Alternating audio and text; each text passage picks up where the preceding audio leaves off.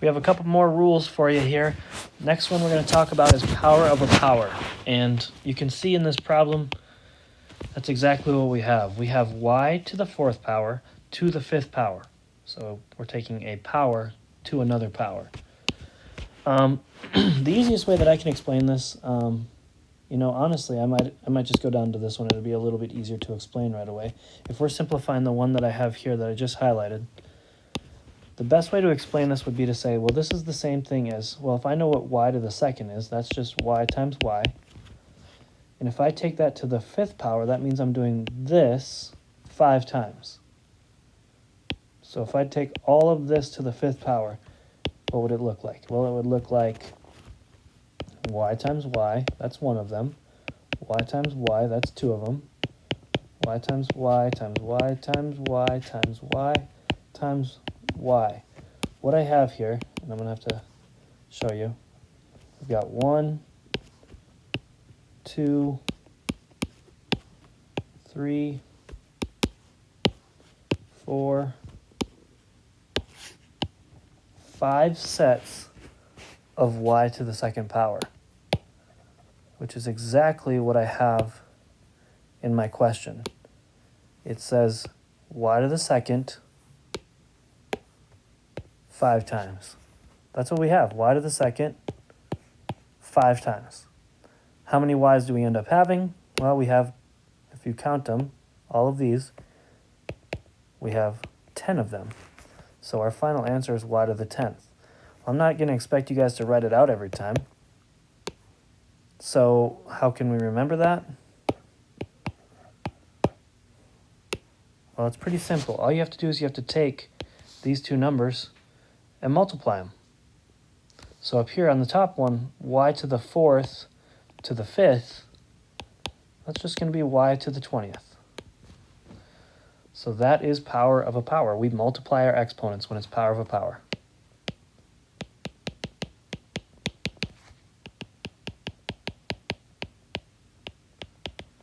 Multiply your exponents. Okay, next one. Now we're still going to continue with power of a power. But it's actually going to be changed.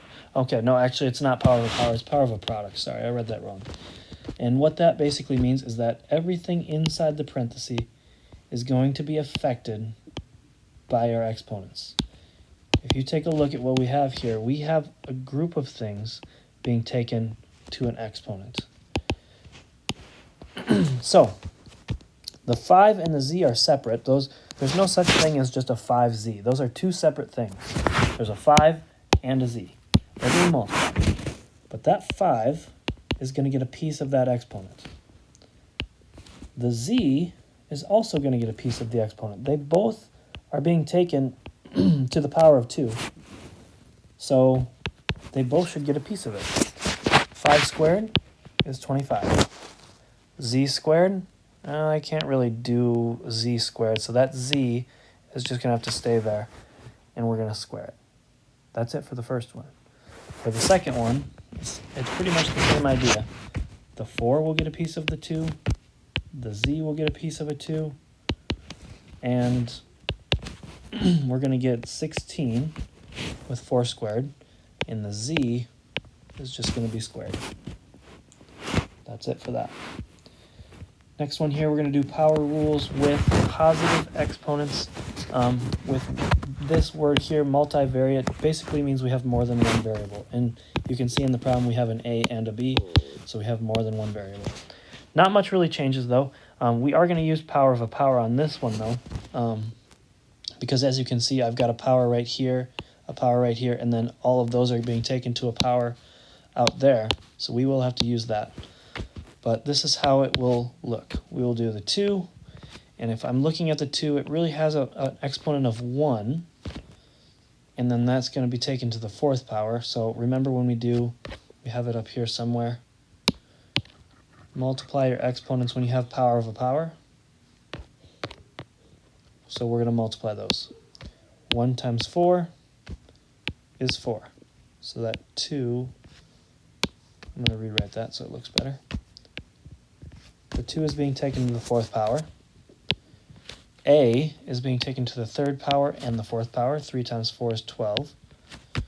B is taken to the second power and the fourth power. So B gets taken to the eighth power. We can simplify this 2 to the fourth at the front. 2 times 2 times 2 times 2. That would be 16.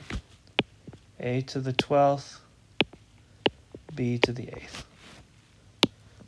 And we're done. Last one here on this page. Writing out your answer without parentheses again, we're just simplifying here.